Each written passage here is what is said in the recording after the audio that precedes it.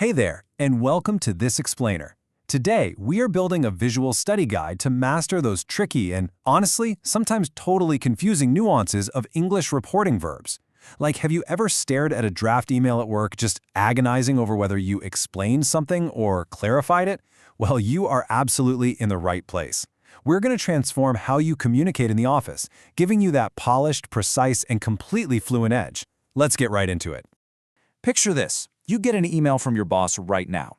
If they chose the wrong reporting verb, it could literally change the whole vibe from a friendly, casual heads up to a super serious company-wide mandate. I mean, think about it. Did your boss inform you that the meeting was moved, or did they announce it? That tiny, subtle difference, it actually carries a massive amount of weight in the workplace.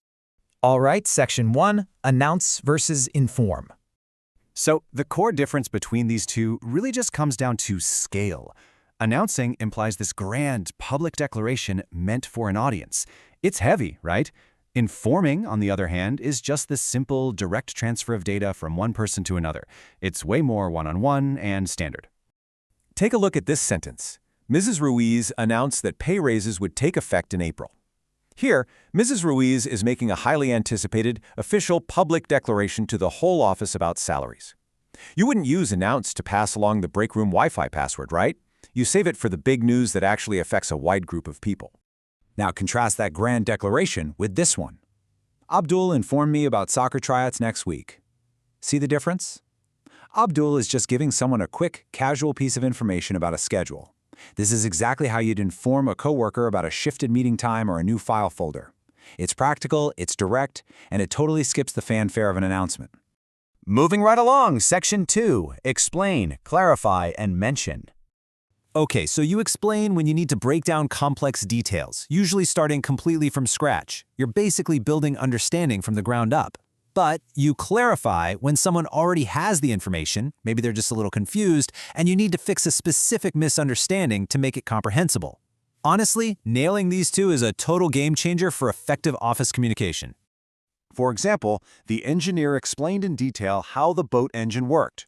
Just like an engineer breaking down the complex mechanics of a machine step by step, you would explain a brand new software system to your team during a training session. You're laying out all the details so they get the full picture. On the flip side, we've got clarify. Let's say the teacher clarified that the test would take place in room 111, not room 11. Here, the teacher isn't explaining the whole syllabus from scratch. No, they're just correcting a minor, specific error, a little mix-up about the room number to make things totally clear. In the office, this is exactly what you do when you clarify a typo in a deadline email. You aren't explaining the whole project, you're just fixing one specific detail. But what if you simply don't have the time to explain or clarify?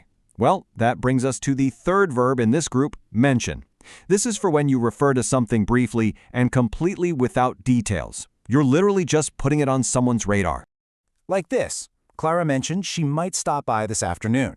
The crucial point here is that Clara isn't giving us an itinerary. She's not explaining her commute or clarifying her calendar. She's just dropping a quick hint. It's exactly like when you mention a fun new marketing idea in passing by the water cooler. It's brief, it's breezy, and it leaves plenty of room for a bigger chat later on. All right, section 3, argue, complain, claim, and declare.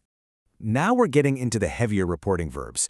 These carry strong intent, emotion, and authority, absolutely crucial for workplace negotiations. But be super careful here, especially with argue. For Spanish speakers, this is a notorious false friend because it sounds like arguing or fighting. But in a professional English setting, to argue does not mean to yell or bicker. It actually means to give strong, logical reasons to support an idea, with the specific goal of persuading your colleagues. It's a highly professional, constructive thing to do. Next up, we really need to watch out for this pair. Claiming means you're making a bold statement, but, and this is the key part, you're doing it without providing any actual proof or data to back it up. Complaining, on the other hand, is just expressing negative dissatisfaction about a situation.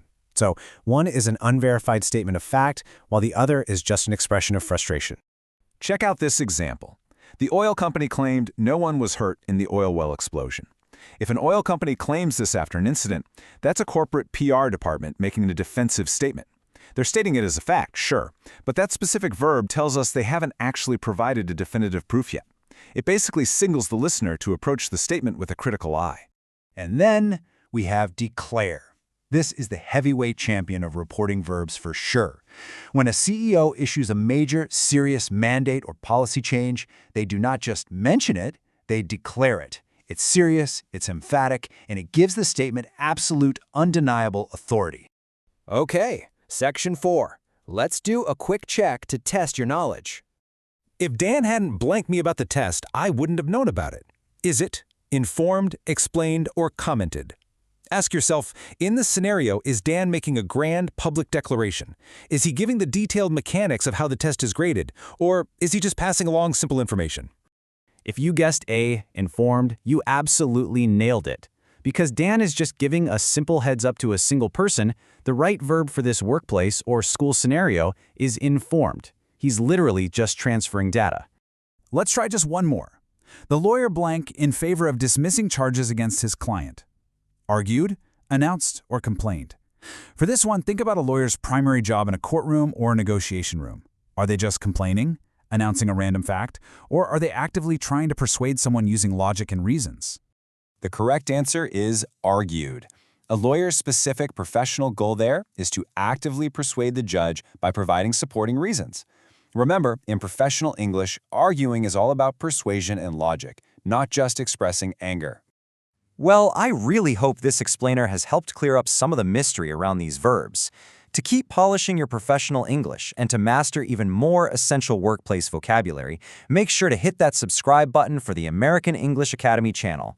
We are constantly breaking down these language nuances so you can communicate with absolute confidence. Before we officially wrap up this explainer, I've got a question for you. Think back over your last week at the office. Leave a comment down below telling us, which of these reporting verb pairs do you find the trickiest to navigate in your daily emails or team meetings? Is it explain versus clarify? Announce versus inform? Let us know in the comments. Keep practicing, and I'll catch you next time.